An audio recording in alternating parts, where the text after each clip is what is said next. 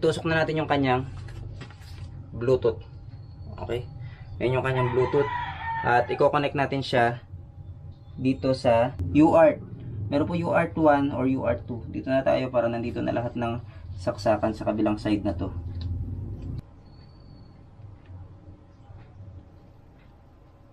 Okay. Ayan siya. Ngayon mga kaibigan ay hindi ko na i-connect tong isa kasi itong para sa ating PC connection yung RS485/CAN. Hindi po naman natin siya i-connect sa ating PC. So gagamit lang tayo ng cellphone para ma-monitor siya. Bluetooth connection na lang po yung gagamitin natin. Ngayon mga kaibigan ay itutusok na natin itong kanyang wire doon sa ating saksakan. Ayan. Umilaw na pagkasaksak, umilaw yung BMS natin. Ibig sabihin nakadetect siya ng power. So ngayon, okay na. Nakakabit na yung ating BMS. So ayan guys, i-try na natin kung kumusta ang voltage ngayon nung naikabit na natin yung ating BMS. Kung katulad ng voltage kanina. Kasi kung hindi po tayo magkatulad ng voltage, posible po natulog po yung ating BMS. Okay? Nagbi-blink-blink po yung kulay green na ilaw. Ayun oh. Napansin nyo ba? Nagbi-blink-blink siya. So, i-try na natin, i-tester ngayon kung ilan ang voltage na lumabas sa ating BMS. Positive, and then negative. Okay, 13.09 volts. So, ibig sabihin mga kaibigan, hindi tulog yung ating BMS. Okay? Ngayon mga kaibigan, paano ba siya gagana? Paano natin siya gagamitin? Magagamit natin siya pag gumamit tayo ng inverter para po makapagpalabas tayo ng 220 volts sa ating mga appliances, or pwede rin natin siyang gamitin sa mga 12 volts load natin. So i-connect lang natin dito yung positive and then ito yung negative. So susubukan natin mga kaibigan kung gumagana na yung ating binuo na battery. Gagamitan natin siya ng inverter para maipakita ko sa inyo na gumagana po siya dito. So ito rin po ang port na gagamitin natin sa charging.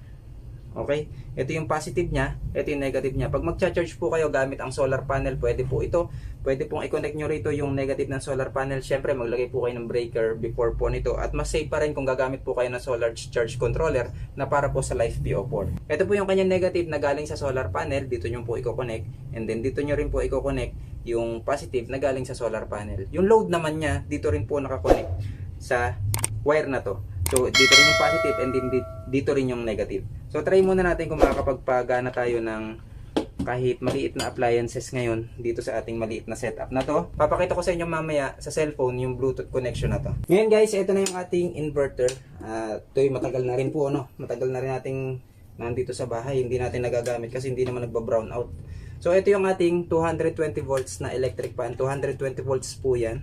Connect muna natin yung ating inverter dito po sa ating battery. So, tulad ng sinabi ko, P- is yun yung ating power, negative. And then, yung positive natin, ito, nakadirect lang po. Guys, ito temporary lang ha. Hindi po ito loloadan ng malaki kasi nakaipit-ipit lang. Kung gagawin nyo na po, make sure po na nakatornilyo po yan. Huwag nyo po gagawin itong nakasipit-sipit lang na ganito. Kasi hindi po permanente naman itong gagawin natin. Ginagawa ko lang ito for demonstration. Kabit ko na yung positive dito sa ating positive wire sa ating positive ng battery. Normal po yan. Magkakaroon po siya ng spark kasi madedetect po ng ating inverter yung power. Okay. Yan. Nakakabit na yung ating inverter. Try natin i-on ang inverter natin. Okay. Umilaw na. Okay. Ayan. Ngayon mga kaibigan, pwede na natin saksakan yan ng ating mga 220 volts na appliances. So dito sa part na to, nakakakuryente na po talaga ito at nakakamatay na to kasi 220 volts na po ang out nito pong ating inverter na to. So pag sinaksak natin dyan, tapos ini-on natin, ayan, gumagana na yung ating electric fan. So yung mga TV pwede rin naman, hindi lang po ganun katagal kasi nga 50 amperes lang po itong ating 12 volts na setup na to. So kung magse-setup po kayo na mas malaki, mas maganda. At mas marami po kayong mai-save na power sa inyong pong mga battery. Ngayon mga kaibigan, paano naman natin siya gagamitin kung wala kayong solar panel? Okay, paano naman natin siya i-charge? So kailangan nyo po ng charger ng LiFePO4. Okay, ganito naman po yun. So yun guys, ito na nga yung ating smart charger. Ito po ay, ayan, nakasulat, smart battery charger. Pwede po siya sa lithium, lead acid battery, LiFePO4. Ayan, ganito po kaganda ito pong ating charger na ito po. Ito pong charger na to is 12 volts to 24 volts din po. Ilalagay ko po yung link ng mga bilihan, ano. Lalo na po itong magandang klase na ating BMS na ikinabit na to. Ilalagay ko po yung link dyan po sa baba, yung website na bilihan po nila. At pwede po kayong mag-order po doon. So ngayon, saksak na natin. Meron tayong outlet dito. Extension. Okay. Piliin natin na yan. Naka-LiFePO4 na. Pwede po yan sa lithium, lead acid, and then LiFePO4. So naka-LiFePO4 na po siya. Ganon din po. Sabi ko nga po, common port po ito. Kung alin po yung port na ginagamit nyo sa inyong charging, yun din po yung gagamitin nyo sa inyong load. So para nakaparallel lang po sila. So, connect lang po natin tong negative. Syempre dito sa negative para sa charging. And then yung positive, dito sa positive. Ayan. And then, magcha-charge na po yung charger natin. Ayan. Syempre yung ating BMS ay umiilaw-ilaw. Tingnan natin kung paano siya i-set up sa ating mga cellphone gamit sa ating Bluetooth connection.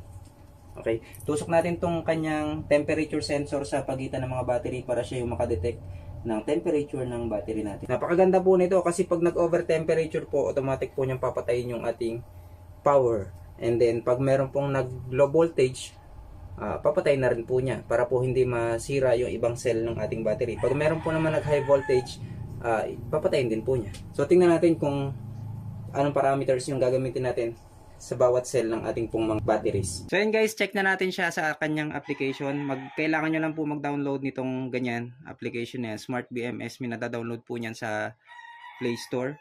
So local monitoring po tayo. And then, check natin. And dalawa po yung nadedetect niya kasi meron po tayong isang Smart BMS na nakakonect doon po sa solar setup natin. Kaya po dalawa po yung nadedetect. Okay, ayan. Ito yung ating 12 volts na setup ngayon ang nadedetect na nitong ating application.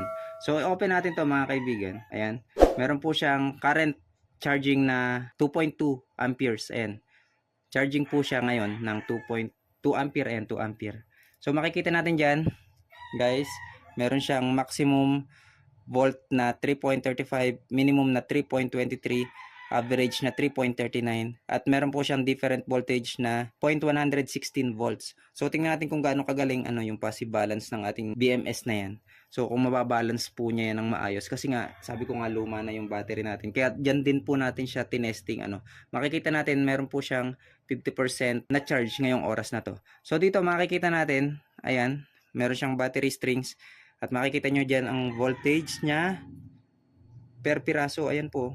Napakaganda po. Hindi mo na kailangan mag-tester pa isa-isa kasi meron ka na nga natinginan dito sa application mo. Dito mo na lang siya titingnan. Makikita mo ng voltage ng yung mga cell ng battery. Hindi mo na kailangan mag-tester pa isa-isa. Punta tayo sa parameter. Tapos punta tayo dito sa cell characteristic. LiFePO4 po tayo. Ayan, set natin sa LiFePO4. Tama. May password po yan. Default niya is 1, 2, 3, 4, 5, 6. And then, piliin natin si LiFePO4. Okay? Kasi LiFePO4 po yan.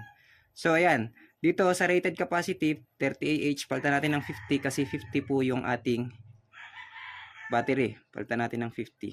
50. Set. Okay.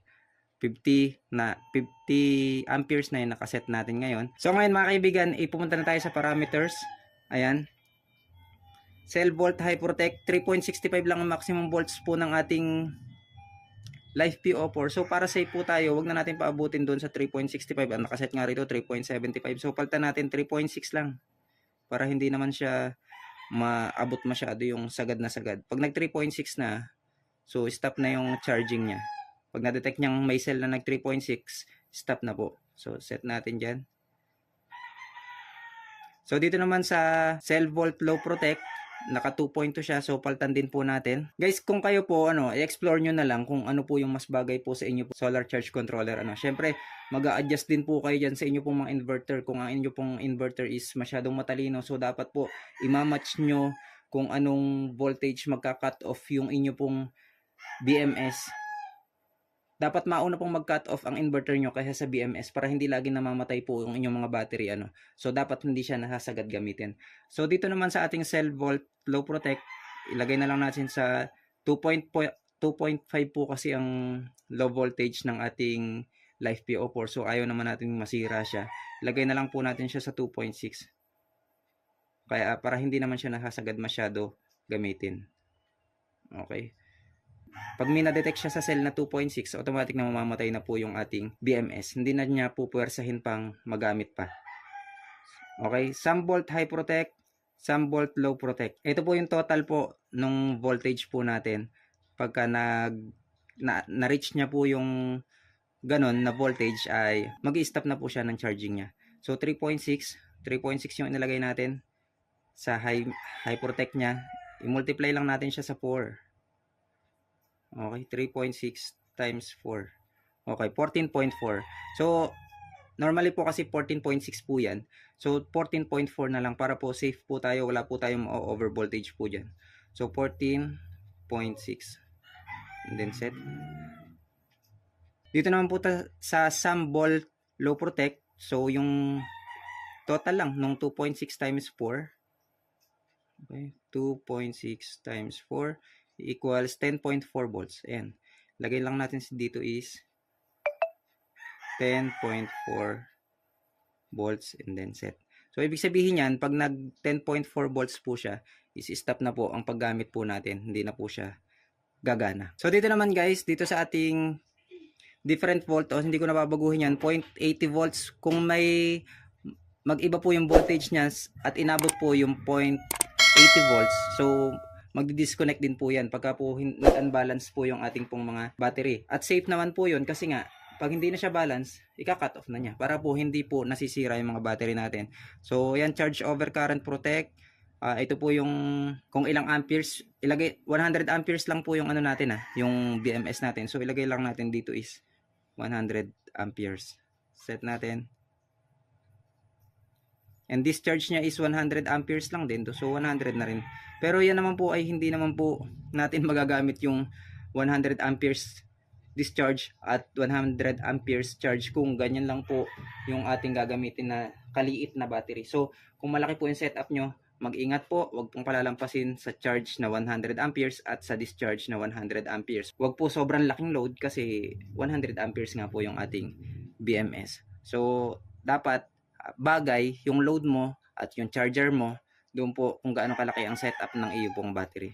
So yan, yun lang naman po yung settings na ginagamit ko kahit po doon po sa ating 2 years na Life PO4 na nakakabit po doon sa ating solar setup. So yan guys, kung gusto nyo po bumili ng ganito pong klase na BMS na napakatalinong BMS at napakaganda gamitin na BMS, ilalagay ko po yung link yan po sa description nito pong ating video at ipipin ko po sa comment section.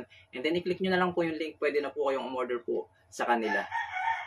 So para sa akin, napakagandang klase po ng BMS na to kasi ito po yung ginagamit ko sa akin pong solar setup na mahigit ng 2 years na setup at saka po doon po sa aking mga e-bike na ina-assemble na battery. Ito po ang ginagamit kong brand ng ating pong BMS. Okay, maganda nga lang po dito, meron po siyang Bluetooth connection at mamamonitor natin sa cellphone kung ilang volts na yung ating cell, bawat cell ng ating pong mga battery.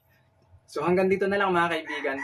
Sana po ay meron po tayo natutunan kahit papaano dito po sa ating video. Ingat po kayong lahat. Please don't forget to like and subscribe. Bye-bye!